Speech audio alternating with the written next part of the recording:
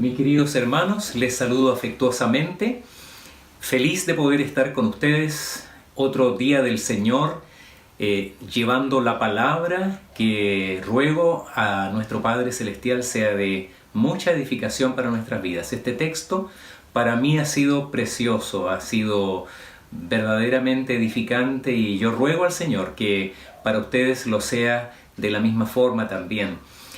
Saludo muy especialmente a mis hermanos de Iglesia Red, que hoy día también están siendo alcanzados por este humilde pecador, y a mis hermanos de Iglesia Jesús el Buen Pastor, que como cada domingo están ahí reunidos en sus hogares, en la intimidad de sus casas. Tal vez usted está solo o está acompañado con su familia, pero estamos unidos espiritualmente por medio del Santo Espíritu del Señor, y confiando que este tiempo sea lo más breve posible de esta excepción que significa estar realizando nuestros cultos de esta manera virtual en nuestros hogares. Ya desde el viernes en la noche, varias de las comunas en las que viven nuestros hermanos están en cuarentena, lo que significa que con mayor razón debemos ser observantes de la normativa vigente, quedarnos en nuestros hogares, no salga si no es necesario, cuídese mucho, porque ya conozco a varias personas que, habiendo tomado todas las medidas, habiendo salido con todos los resguardos respectivos, igualmente se contagiaron. Así que si usted puede evitarlo, evítelo, quédese en su casa, y hoy con su familia disponga sus corazones para escuchar la palabra del Señor. Si tiene usted su Biblia ahí a mano, ábrala, y si tiene donde tomar notas, hágalo también, porque siempre es útil guardar estos apuntes de los sermones para una conversación posterior o para revisar su propio estudio de la palabra del Señor posteriormente. Estamos hoy día en el tercer sermón de una serie que llamamos Un Mundo en Peligro. Parte del capítulo 24 de Mateo nos acompañó en los primeros dos, hoy día el capítulo 25 de Mateo, y el próximo domingo estaremos predicando un texto en la carta de Pablo a Timoteo. En el primero de estos sermones vimos qué es lo que Jesús enseña para los discípulos respecto de cómo vivir en tiempos de gran aflicción, en tiempos de crisis, como los que vive hoy día el mundo. En el segundo vimos lo que enseñó el Salvador respecto de cómo vivir en este tiempo de cara a la realidad del día de su regreso, la certeza que un día el Señor vendrá.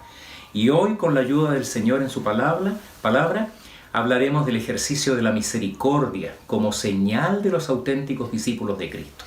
Eso es lo que esperamos, con la ayuda del Señor, exponer en el día de hoy.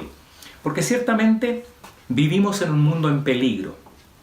Y no es posible, ni mucho menos aceptable, para un creyente en el Señor permanecer indiferente ante las carencias, enfermedades, aislamiento que produce una crisis como la que estamos viviendo. Y el Señor lo sabía. Por eso, más que enfocarse en las crisis de este tiempo como señales del fin de los días de la humanidad, termina su discurso hablando del juicio final, pero poniendo su acento en la misericordia que Él valora en aquellos que llamó para ser suyos por la eternidad. Vamos a nuestro texto, que se encuentra en el libro de Mateo, entonces, capítulo 25, de los versículos 31 al 46. Abra su Biblia, siga la lectura ahí en la palabra, también va a ser proyectada en sus pantallas, pero mantenga ese capítulo abierto, porque vamos a estar volviendo durante los distintos puntos del sermón al texto que estamos leyendo ahora. Mateo capítulo 24, versículos 31 al 46. Dice así la palabra del Señor. Cuando el Hijo del Hombre venga en su gloria, y todos los santos ángeles con él, entonces se sentará en su trono de gloria, y serán reunidas delante de él todas las naciones, y apartará los unos de los otros, como aparta el pastor las ovejas de los cabritos, y pondrá las ovejas a su derecha y los cabritos a su izquierda. Entonces el rey dirá a los de su derecha: venid, benditos de mi Padre, heredad el reino preparado para vosotros desde la fundación del mundo. Porque tuve hambre y me disteis de comer, tuve sed y me disteis de beber, fui forastero y me recogisteis, Estuve desnudo y me cubristeis, enfermo y me visitasteis, en la cárcel y vinisteis a mí. Entonces los justos le responderán diciendo: Señor, ¿cuándo te vimos hambriento y te sustentamos, o sediento y te dimos de beber? ¿Y cuándo te vimos forastero y te recogimos, o desnudo y te cubrimos? ¿O cuándo te vimos enfermo o en la cárcel y vinimos a ti? Y respondiendo el rey les dirá: de cierto os digo que en cuanto lo hicisteis a uno de estos mis hermanos más pequeños, a mí lo hicisteis. Entonces dirá también a los de la izquierda: apartaos de mí, malditos, al fuego eterno preparado para el diablo y sus ángeles. Porque tuve hambre y no me disteis de comer, tuve sed y no me disteis de beber, fui forastero y no me recogisteis, estuve desnudo y no me cubristeis, enfermo y en la cárcel y no me visitasteis. Entonces también ellos le responderán diciendo: Señor, ¿cuándo te vimos hambriento, sediento, forastero, desnudo, enfermo o en la cárcel y no te servimos? Entonces les responderá diciendo: de cierto os digo que en cuanto no lo hicisteis a uno de estos más pequeños, tampoco a mí lo hicisteis. E irán estos al castigo eterno y los justos a la vida eterna. Les invito a que tengamos un momento de oración.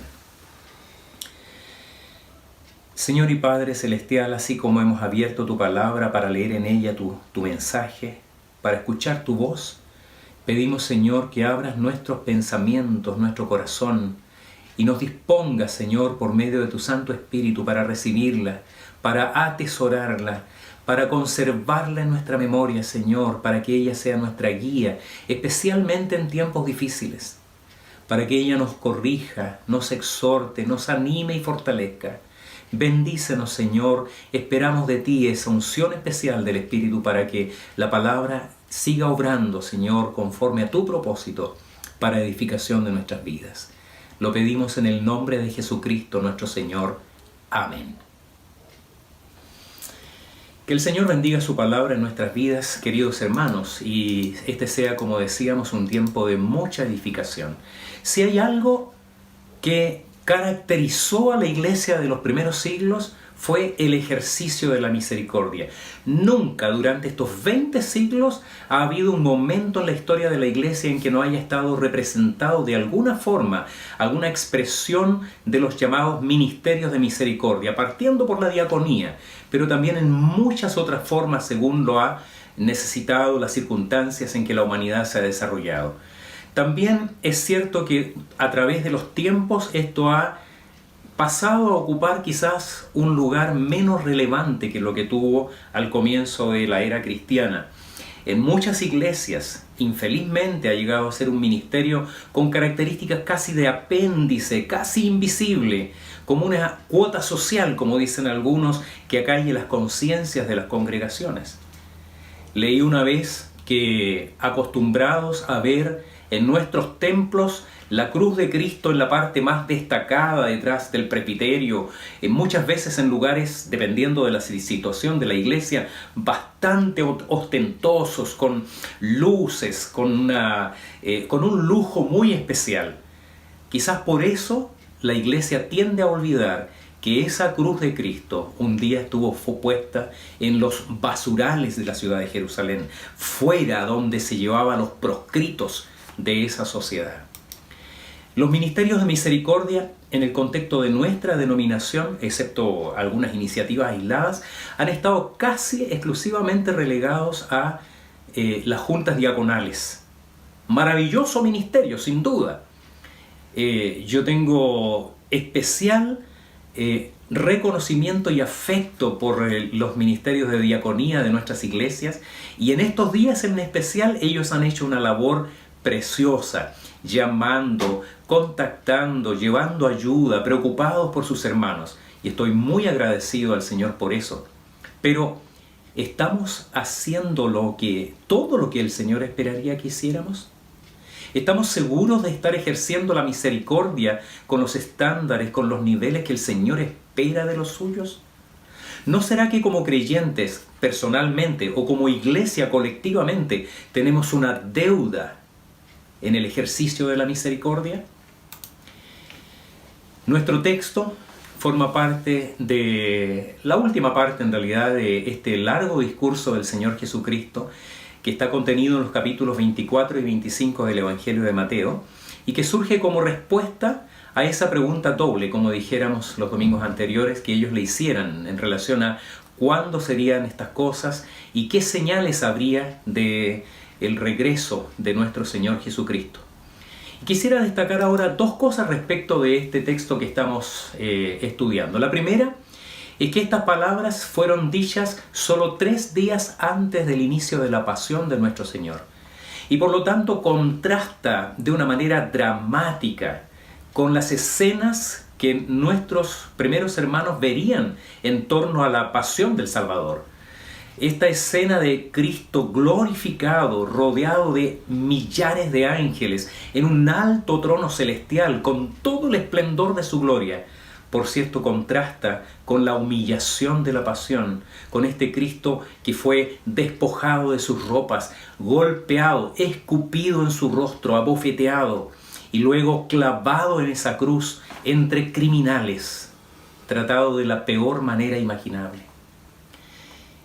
Juan Calvino piensa que el Señor intencionalmente enseña esto a sus discípulos poquito antes de su pasión, para que estas imágenes de su gloria celestial los sostuvieran durante el tiempo de la pasión.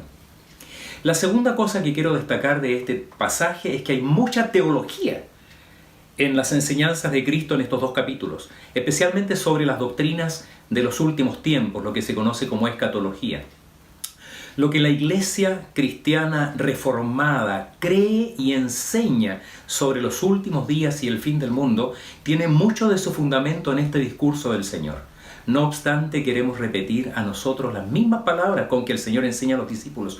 No os toca a vosotros conocer los tiempos o las sazones que pertenecen exclusivamente a la potestad del Padre en los cielos, sino que queremos enfocarnos más bien en las implicaciones que tiene para nuestras vidas ahora, en este tiempo, la certeza de su regreso y saber que un día compareceremos con todas las almas delante del gran trono de Dios y que hay un destino de naturaleza imperecedera de unos y de otros, salvación eterna o condenación eterna.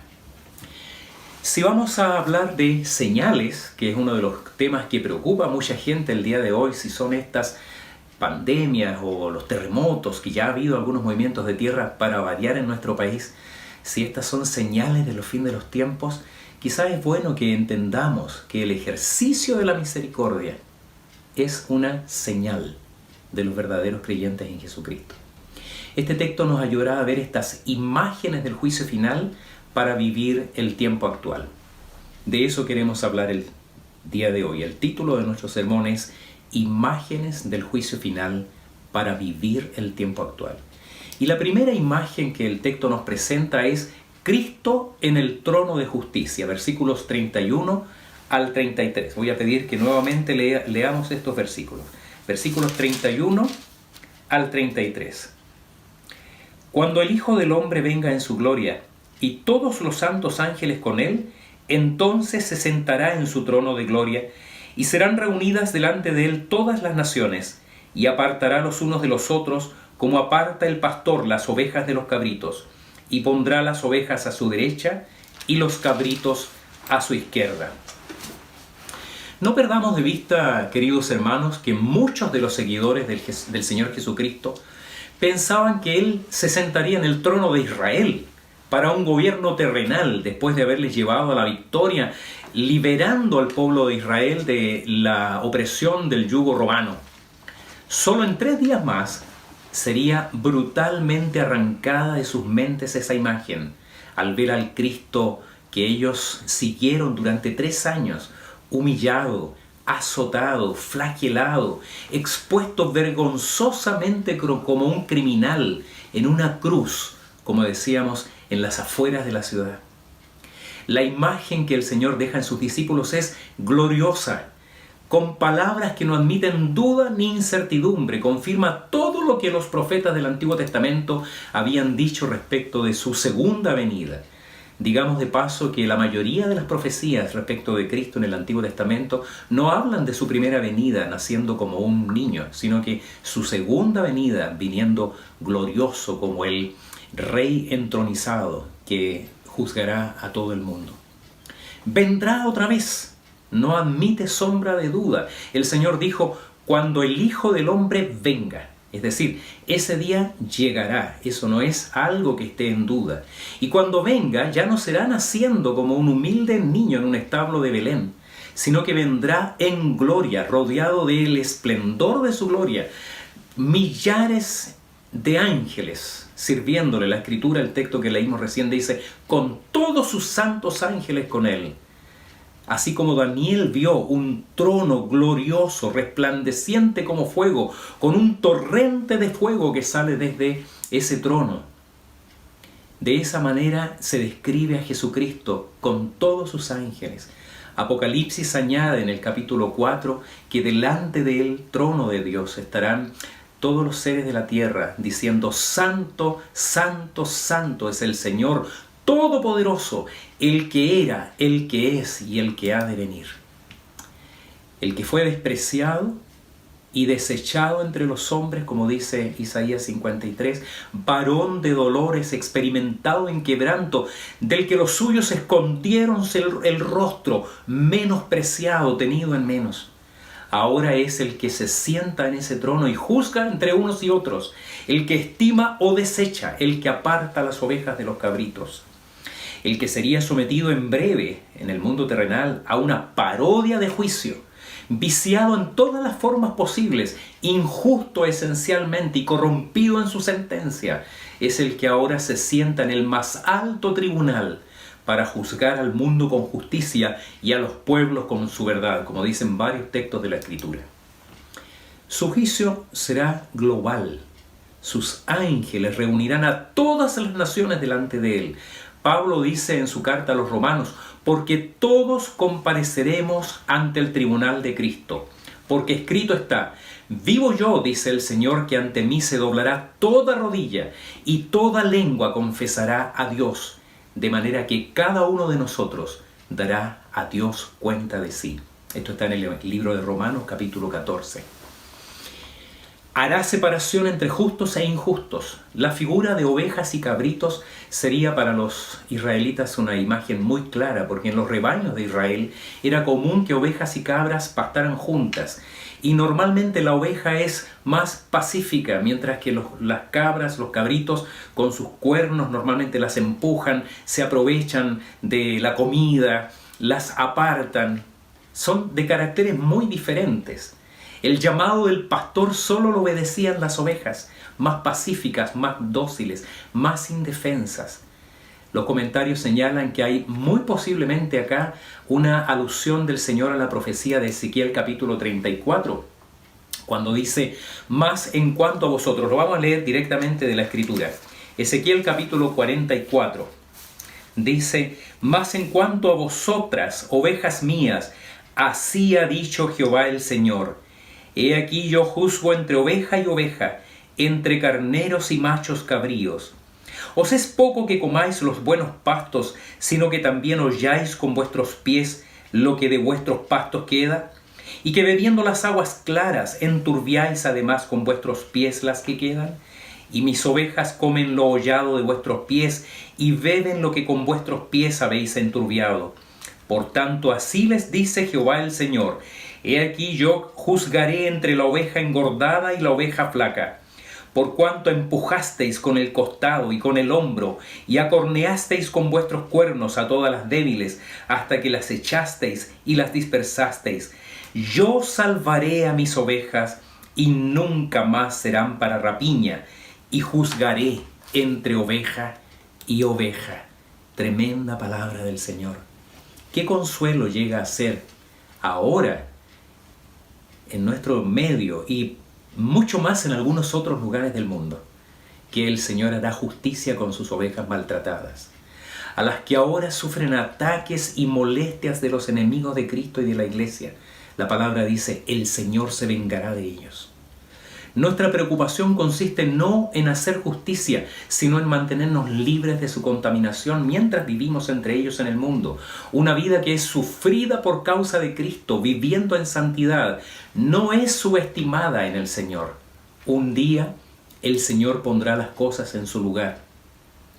En el libro de Malaquías, capítulo 3, 16 al 18, contiene una de las promesas más hermosas del Antiguo Testamento, de la palabra del Señor.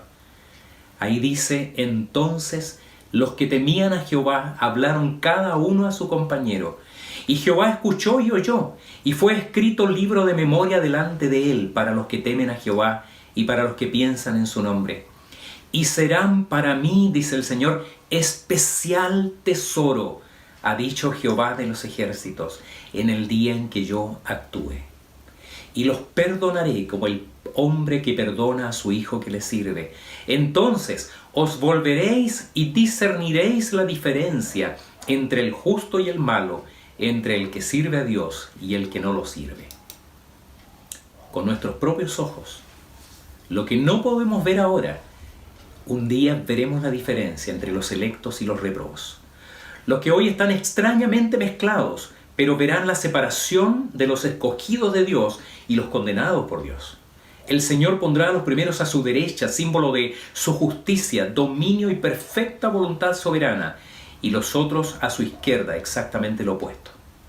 Notemos que no es un proceso judicial para determinar inocencia o culpabilidad, porque el Señor parte separando ovejas de cabritos. Al inicio de esta comparecencia, el Señor ya los separa. La palabra de Dios en el Evangelio de Juan capítulo 3, versículo 18 dice, el que en él cree no es condenado, pero el que no cree ya ha sido condenado, porque no ha creído en el nombre del unigénito Hijo de Dios.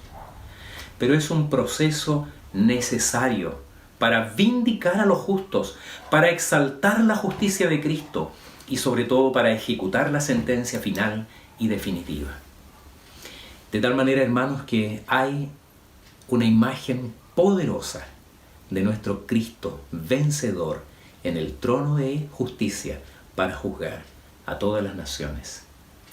Pero no solamente tenemos esa imagen, sino que la segunda imagen del juicio final para vivir en el tiempo actual es la misericordia juzgada como acción. La misericordia juzgada como acción. Vamos a leer los versículos 34 al 40 de nuestro texto. Dice así la palabra. Entonces el rey dirá a los de su derecha, venid benditos de mi Padre, heredad del reino preparado para vosotros desde la fundación del mundo.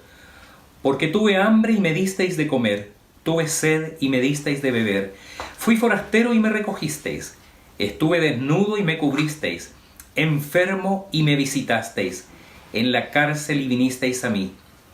Entonces los justos le responderán diciendo, Señor, ¿cuándo te vimos hambriento y te sustentamos, o sediento y te dimos de beber? ¿Y cuándo te vimos forastero y te recogimos, o desnudo y te cubrimos? ¿O cuándo te vimos enfermo o en la cárcel y vinimos a ti? Y respondiendo el rey les dirá, de cierto os digo que en cuanto lo hicisteis a uno de estos mis hermanos más pequeños, a mí lo hicisteis. Decíamos que queremos destacar y sacar lecciones de este juicio para este tiempo, respecto de lo que será esta comparecencia de las naciones al fin de los siglos, porque ese es sin duda el propósito del Señor al enseñar a sus discípulos hace 2000 años atrás y a todos los creyentes desde entonces. Y que eso es así lo confirma el hecho de que su relato de este proceso ante el trono de justicia no hace referencia a todos los actos sobre los cuales podría ser juzgado el pecador en cuanto al cumplimiento o la ignorancia de la ley de Dios. No se juzga acá el adulterio, la mentira, la fornicación, el homicidio, ni la incredulidad, ni la idolatría, sino que coherentemente con él no les corresponde a ustedes saber los tiempos y las sazones, enseña el Señor en qué debemos enfocarnos en este tiempo. Por eso señala para nosotros cómo está su mirada puesta en los actos de misericordia de los creyentes y de los incrédulos, especialmente con aquellos que él llama mis hermanos más pequeños, es decir, los creyentes en Jesucristo expuestos a extrema necesidad o prueba, respecto de los cuales nosotros somos llamados a compadecernos, a amarlos y a atenderlos como si Cristo mismo fuese el que está al alcance de nuestra mano para extenderle amorosamente la misericordia. Notemos que llama a sus ovejas benditos de mi Padre, porque ellos ya han sido bendecidos por el nombre del Hijo de Dios. Ya le pertenecen a Él porque el Padre los engendró en Cristo. Ellos ya son salvos y la herencia que pasan a poseer les ha sido otorgada desde antes de la fundación del mundo. Y no solo otorgada, sino que preparada amorosamente por el Padre. Es como si el Señor dijera: vengan, hereden el reino preparado para ustedes desde que estuvo este proyecto en mi mente. Es decir, no es una decisión espontánea, innovadora, resultante de nuestras acciones. Así estaba dispuesto antes que el mundo llegase a ser. La Biblia dice en Efesios 1:4, según nos escogió en Él antes de la fundación del mundo, para que fuésemos santos y sin mancha delante de Él. Entonces, ¿cómo debiéramos entender este por qué que encabeza la lista de acciones que siguen? Si el texto se refiriera a que por causa de la misericordia ejercida los hombres se hacen merecedores de la salvación, entonces tendríamos que disculparnos con los arminianos, con los romanistas, a los que hemos descalificado todo este tiempo, y con todos los que creen que podemos ser salvos por las buenas obras. El contexto de este pasaje y el mensaje general del Evangelio señala claramente, mis hermanos, que la salvación no es por obras. Porque si Dios nos juzgara para salvación o condenación por medio de las obras de justicia, como dice el Salmo 130, ¿quién podría permanecer en pie delante del Señor? Así que la palabra porque no apunta en este caso a causa, sino a orden de procedencia. Significa que estas acciones de misericordia son un efecto de aquello que primero el Señor obró por su gracia en nuestras vidas. Cristo está diciendo que de aquellos que Él escogió para salvación, justamente a causa de ser de Cristo y estar en Cristo, se espera que obren misericordiosamente, especialmente con sus hermanos en necesidad. Por habitar en nosotros el Espíritu de Cristo, no cerramos nuestros corazones ante el hermano que vemos desvalido, con hambre, con sed, desnudo o forastero, enfermo o en la cárcel. Y lo harán de tal manera que cuando el Señor les señala que al ejercer misericordia lo hicieron con Él, ellos aparentan sorpresa.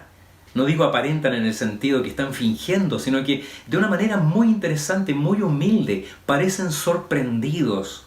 Porque en sus mentes no estaba el ejercicio de la misericordia para recibir aprobación del Señor. No estaba la mente puesta en la recompensa celestial, sino que en sus corazones verdaderamente hubo misericordia, es decir, sintieron la miseria del otro, lloraron con el que llora, sintieron ese frío, esa hambre, esa soledad del abandono como propia. Estando el Espíritu de Cristo en sus corazones, ellos fueron movidos a la misericordia sin esperar recompensa por ello. Por contraste, aquellos que sin pensar en Dios, habiendo defraudado a Dios en derecho, pudiesen haber ejercido la misericordia movido por cualquiera fuera el interés, por altruismo, por una idea de conciencia social, lo que hubiera sido, esa compasión no les servirá de nada. En consecuencia, Jesucristo no está diciendo que la parte principal de la justificación para salvación sea el ejercer la misericordia, sino que por medio de esas acciones que son más o menos evidentes y palpables, lo que ha sido llamado fe en acción, fe práctica, se muestra lo que es vivir una vida santa delante de los ojos de Dios. Las palabras de Cristo son palabras de bendición, son el abrazo del hermano mayor dándole la bienvenida a la eterna bienaventuranza a aquellos sus hermanos menores, porque les amó como dijo hasta el fin. Y lo que acá apenas es una semblanza de Cristo en ellos, ahora va a ser plena identificación a aquellos que Él predestinó, que llamó, que santificó, ahora los glorifica poniéndolos al lado suyo. El Señor no excluye en estas palabras la importancia de la auténtica fe, de la sana doctrina, de la fidelidad a la palabra o los celos por la justicia en la auténtica iglesia de Cristo, sino que destaca que será una evidencia de la auténtica santidad si sus hijos ejercitan la misericordia, conforme a las palabras del profeta Oseas en el libro de Oseas, capítulo 6, versículo 6, que dijo: misericordia quiero y no sacrificio. O las palabras de Santiago, que señalan la religión pura y sin mácula delante de Dios el Padre es esta: visitar a los huérfanos y a las viudas en sus tribulaciones y guardarse sin mancha del mundo. Los cristianos auténticos somos especialmente atraídos a ejercer la misericordia y muy especialmente a nuestros hermanos. La palabra dice: así que según tengamos oportunidad, hagamos bien a todos y mayormente a los de la familia de la fe. Gálatas capítulo 6, versículo 10. Que nuestro pensamiento, especialmente en tiempos difíciles como los que vivimos, como nos ha enseñado el Señor, sea confirmar y honrar la fe que exalta a Cristo en el hermano o la hermana que sufre. Brindarle toda mi ayuda y servicio. Es el Señor diciendo: deseo despertar la fe que exalta a Cristo. Y también en los incrédulos que sufren, dándoles ayuda, procurando aliviar su dolor o necesidad en el nombre de Jesús y con el Evangelio de Jesús. ¿Qué sabemos? Si al estar ayudando aún al incrédulo, llevando misericordia a los que hoy están lejos del Señor, quizás estemos ayudando a un hijo de Dios, estemos ayudando también a un hermano. La palabra dice que debemos hacer misericordia a todos, mayormente a los de la familia de la fe. La tercera imagen del juicio final para vivir en este tiempo se refiere a la misericordia ahora juzgada como omisión. La misericordia juzgada como omisión, versículos 41 al 45. Dice así: entonces dirá también a los de la izquierda: apartaos de mí, malditos, al fuego eterno preparado para el diablo y sus ángeles. Porque tuve hambre y no me disteis de comer, tuve sed y no me disteis de beber, fui forastero y no me recogisteis, estuve desnudo y no me cubristeis, enfermo y en la cárcel y no me visitasteis. Entonces también ellos le responderán diciendo: Señor, ¿cuándo te vimos hambriento, sediento, forastero, desnudo, enfermo o en la cárcel y no te servimos? Entonces les responderá diciendo: de cierto os digo que en cuanto no lo hicisteis a uno de estos más pequeños, tampoco a mí lo hicisteis. Esta parte de la palabra del Señor en su último discurso público no solo está llamada a despertar el temor de Dios, sino que también busca alentarnos frente a la violencia e injusticia que en muchas partes se ejerce ahora contra los creyentes y se incrementará hacia el fin de los tiempos en contra de su iglesia. La estructura es la misma, son las mismas necesidades enumeradas: el hambre, la sed, la pobreza, la enfermedad, las prisiones, el ser extranjero, el ser un inmigrante viviendo entre nosotros, solo que en este caso el Señor destaca la omisión.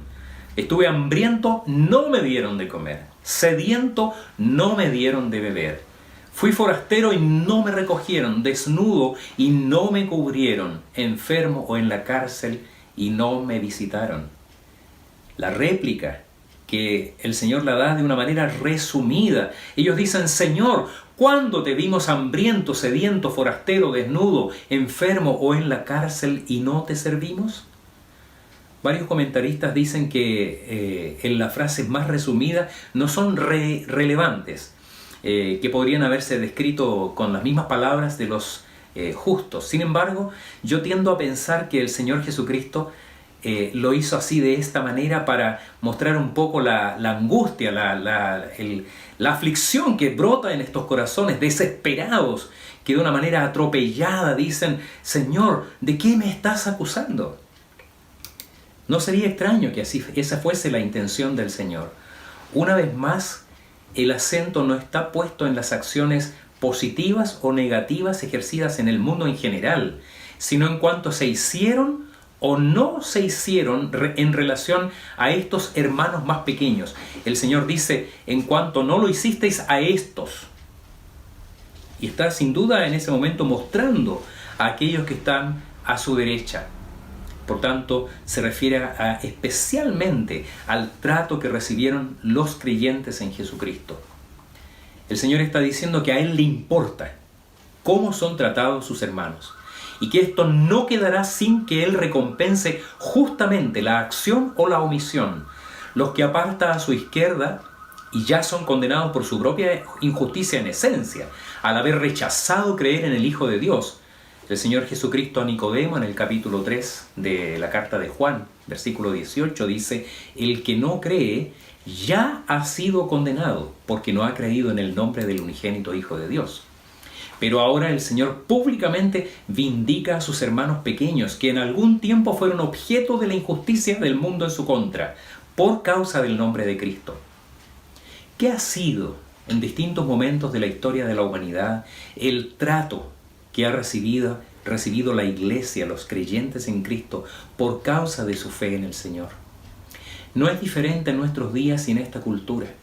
Cuando se juzga dignos de reivindicaciones a aquellos que la palabra de Dios condena, como los que abiertamente viven una moral sexual anticristiana, o reclaman para ellas que es el momento de conquistar el dominio que por siglos ejerció el sexo contrario, o ejercer el derecho de asesinar bebés dentro de sus cuerpos simplemente porque su libertad individual está por encima del derecho de ellos de nacer. Estamos llegando a un punto en que todos, especialmente los grupos minoritarios, y no digo que ellos no tengan sus derechos y el derecho a ser reconocidos legítimamente, pero ellos, y solo ellos, son considerados dignos de misericordia. Todos menos los cristianos. Leí hace pocos días un fragmento de una autobiografía de Joseph Ratzinger, el Papa Benedicto XVI, Papa emérito. Y él dice que vamos directo a una era dominada por una tiranía humanista abiertamente anticristiana. Y yo creo que es así. Yo creo que él no se equivoca en eso. No será una era antirreligiosa o contraria a cualquier forma de espiritualidad, sino especialmente anticristiana. Y esto, querida iglesia, no mejorará en esta era, sino que empeorará. En el libro de Apocalipsis, el comentario de William Hendrickson de su libro Más que Vencedores, leemos lo siguiente: la Iglesia, como una poderosa organización misionera, acabará de dar su testimonio. El mundo anticristiano hará guerra contra la Iglesia y la destruirá. No desaparecerá, siempre habrá sobre la faz de la tierra creyentes en Jesucristo, pero la Iglesia como institución parecerá derrotada. Su cadáver ni siquiera se le permite sepultar. Los dos testigos, que son la imagen de la Iglesia en el libro de Apocalipsis, yacen expuestos públicamente en la calle principal de esta Babilonia anticristiana. Ahí yacen sus cadáveres expuestos a las moscas, a las aves y a los perros. ¿Qué hace el mundo? Hace fiesta, se regocija, la gente se envían regalos unos a otros y se alegran de haberse librado por fin de estos molestos testigos de Cristo. Busque este relato en el libro Más que Vencedores, fundamental para conocer los últimos días y estudiar acerca de el Apocalipsis de William Hendrickson. Entonces, ¿qué haremos nosotros, querida iglesia? No cuando llegue el fin, sino ahora. ¿Qué nos corresponde hacer? ¿Son los no cristianos dignos de nuestra misericordia? No se equivoque, yo digo que sí. Profundamente sí, no podemos caer en la misma práctica anticristiana del mundo. Recuerdo una de las muchas películas que se han hecho sobre el nazismo, la historia de Hitler en Europa durante la Segunda Guerra Mundial. Una escena que quedó grabada en mi mente. Un tren de carga llevando miles de familias o de personas judías siendo transportadas a uno de los tantos campos de concentración nazi, y corriendo al lado del tren una mujer campesina con una bolsa en sus manos, hasta que de uno de los vagones se abre una puerta y ella, sin dejar de correr, lanza la bolsa al interior y les grita: «¡Soy cristiana!». Una vez que cierran la puerta y abren la bolsa, en el interior habían varios kilos de manzanas que ella había preparado para, en parte, ayudar a mitigar el sufrimiento de estas gentes. Los mismos que la iglesia cristiana oficial había despreciado, alineadas ciegamente con el Führer. El Señor dijo en otra parte de este mismo evangelio que si hacemos bien solo a los que nos aman, no somos diferentes de los incrédulos. Mateo capítulo 5, 44 al 46 dice: «Pero yo os digo, amad a vuestros enemigos, bendecid a los que os maldicen, haced bien a los que os aborrecen, y orad por los que os ultrajan y os persiguen, para que seáis hijos de vuestro Padre que está en los cielos, que hace salir su sol sobre malos y buenos, y que hace llover sobre justos e injustos. Porque si amáis a los que os aman, ¿qué recompensa tendréis? ¿No hacen también lo mismo los publicanos?». Así que de ninguna manera somos llamados a caer en el mismo juego de discriminación que podrían usar los incrédulos en contra de los creyentes. Finalmente, el ejercicio de la misericordia va inseparablemente unido del servicio que debe caracterizar a la iglesia y al creyente, sin mirar a quién es objeto de esa misericordia. Y con mayor razón, el carácter de Cristo estará en nosotros y nos hará testimoniar claramente que podemos amar aún a los que nos aborrecen, bendecir a los que nos maldicen, hacer bien donde quiera que se necesite una mano amorosa que extienda la gracia de Dios como nosotros la hemos recibido y en abundancia. La palabra dice mayormente a los de la familia de la fe. Por tanto, no excluye nuestro anhelo de ejercer misericordia a los que no son de la familia de la fe. Y quizás con mayor razón lo haremos en el nombre de Cristo, para que el nombre de nuestro Salvador sea exaltado en el mundo. Para pensar y vivir, querida iglesia, queridos oyentes que nos acompañan el día de hoy, ha sido maravilloso observar en estos días cómo el Señor ha levantado el espíritu de servicio y amor cristiano en la iglesia. He sido testigo de cómo muchos de nuestros hermanos han sido movidos a ejercer la misericordia, especialmente con los hermanos en necesidad. Algunos han llegado a mi hogar trayendo donaciones especiales para alcanzar a otros hogares. Otros han llamado: ¿cómo lo pueden hacer? ¿Cómo pueden involucrarse en ayuda? El cuerpo de diáconos de nuestra iglesia se ha levantado de una manera muy especial, llamando, acompañando, visitando. No digo visitando los hogares, sino que llevando o buscando estas ayudas. Porque se viven tiempos difíciles. Y eso es lindo. No tengo dudas que a la luz de la palabra el Señor no espera menos de sus discípulos. Como hemos dicho antes, no es la salvación de la que estamos hablando. No es nuestro destino final el que está en juego, sino comprender y experimentar que la misma gracia que nos salvó es la que nos impulsa a obras de misericordia que bendicen al hermano como si Cristo mismo estuviese recibiendo nuestros dones. Cuando tengamos dudas de hacer o no estas obras de misericordia, pensemos qué sería negarle a Cristo esta ayuda. Eso nos debiera impulsar a ser generosos, desprendidos, a no tener dolor al dar, sino que hacerlo con alegría, como si Cristo mismo estuviese recibiendo nuestra donación. Mi hijo David compartió conmigo hace tiempo un artículo muy interesante que destaca el cambio que propició la iglesia primitiva antes y después de la conversión de Constantino al cristianismo en el Imperio Romano. Ellos defendieron la prohibición del infanticidio, que en ese tiempo se usaba simplemente para eliminar a los hijos en exceso o a las niñas. Habían muchas niñas que eran eliminadas al nacer, o los que tenían algún defecto físico. A los pobres, las viudas y los huérfanos, los cristianos le dieron limosna y apoyo, como lo hacían antes las comunidades de las sinagogas, que eran sus precursores.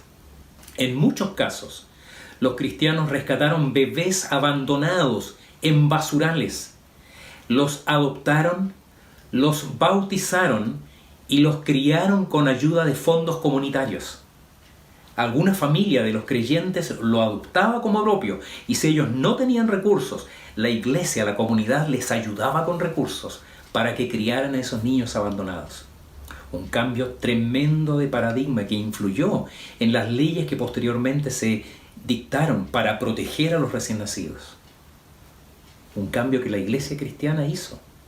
Y me parece extraordinario. No podemos perder de vista que eso es algo esencial a la vida cristiana. Así que estas imágenes del día del juicio final no nos llenen de horror. Como iglesia y como creyentes debemos ya llenarnos de admiración por la gloria de Cristo, al que contemplamos con los ojos de la fe, no solo sentado en su trono de justicia, sino que vemos en el que sufre hoy al Señor, para ejercer misericordia con ellos, porque somos de Cristo y porque ellos son también nuestros hermanos en Cristo.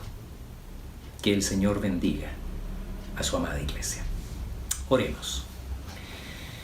Padre Celestial, te damos gracias por tu palabra y te rogamos que tú sigas obrando en nosotros toda transformación necesaria en nuestra vida.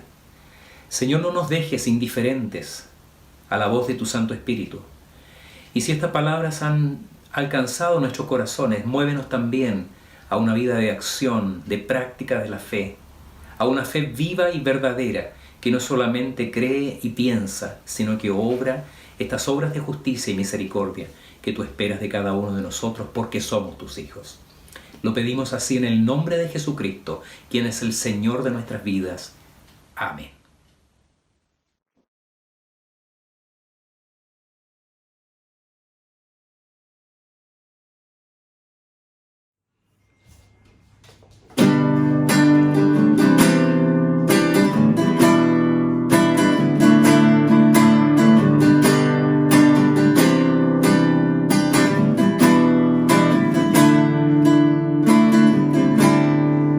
¿Quién soy yo que el Señor de la creación mi nombre conoció, mi herida Él sintió? ¿Quién soy yo que la luz y encendió, su brillo iluminó a mi errante corazón? Porque lo sea yo, mas venciste mi Jesús. No es por lo que hice yo, sino por quien eres tú. Cual flor que pronto se marchita, aquí estoy por poco tiempo, vapor soy en el viento. Sé que hoy es cuando llamo, me levantas si he fallado y me has dicho quién soy yo. Tuyo soy, tuyo soy,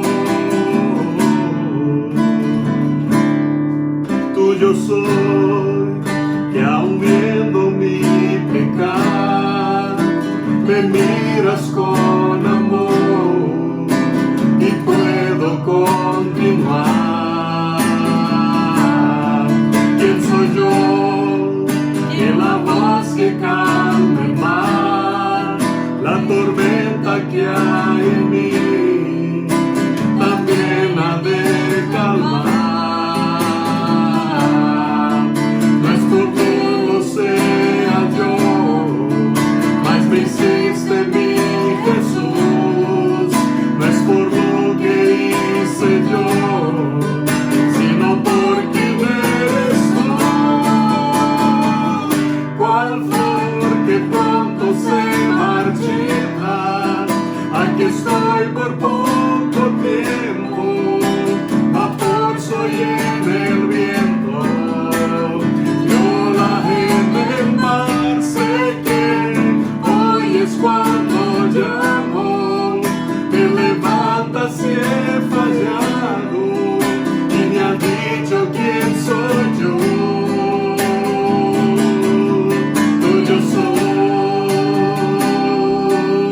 tuyo soy, tuyo soy, tuyo soy, tuyo soy.